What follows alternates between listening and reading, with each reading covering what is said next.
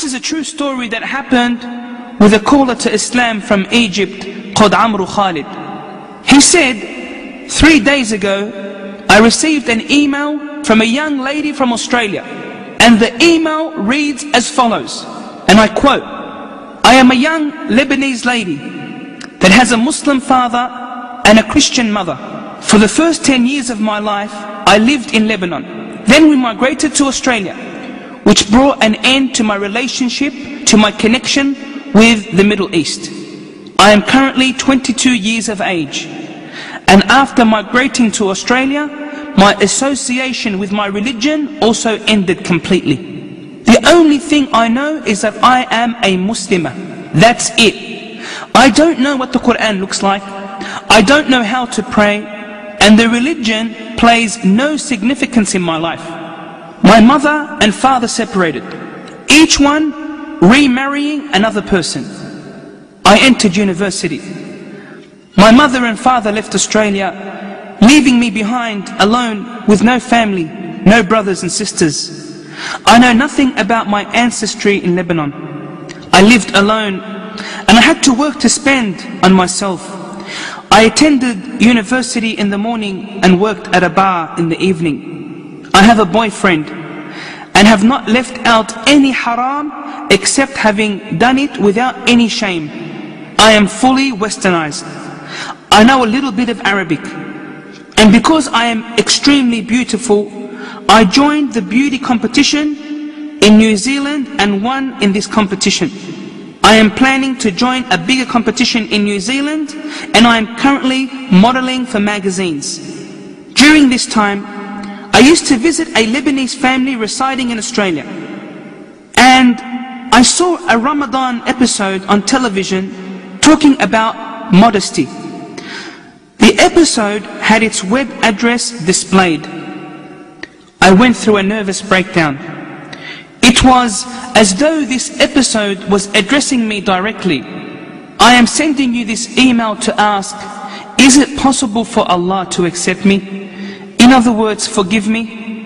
And this is where Sarah's email ends.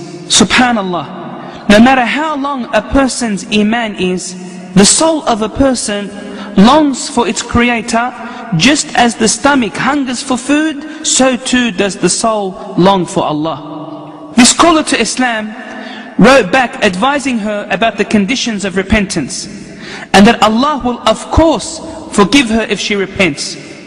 2 days later, she contacts Amru Khalid and she says, I have repented to Allah, and I have left my boyfriend and promised never to see him again. After another 2 days, she contacts him and she says, I want to learn how to pray. Then another 2 days pass and she says, I would like some Quranic audio tapes. So he sends her some tapes via DHL courier. A week goes by and he doesn't hear from her until she contacts him and informs him that she has retracted her beauty title of that particular city. Then came the surprise. She contacted him saying, I have put on the hijab. However, the story does not end here. 2 days after putting on the hijab, she experiences sharp pain. So she goes to the doctor, who diagnoses her with brain cancer and that her days are limited. She enters the hospital to be operated on.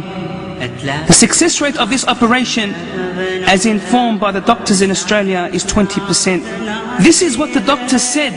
As for Sarah, listen to what she had to say. She said, I am pleased to meet Allah. I am happy that I repented prior to finding out about my illness.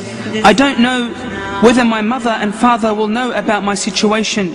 If I live, I will support your website, for this website is my window to Islam. Inna lillahi wa inna ilayhi raji'un. To Allah we belong, and to Him is our return. May Allah have mercy on Sarah, who died at the age of 22.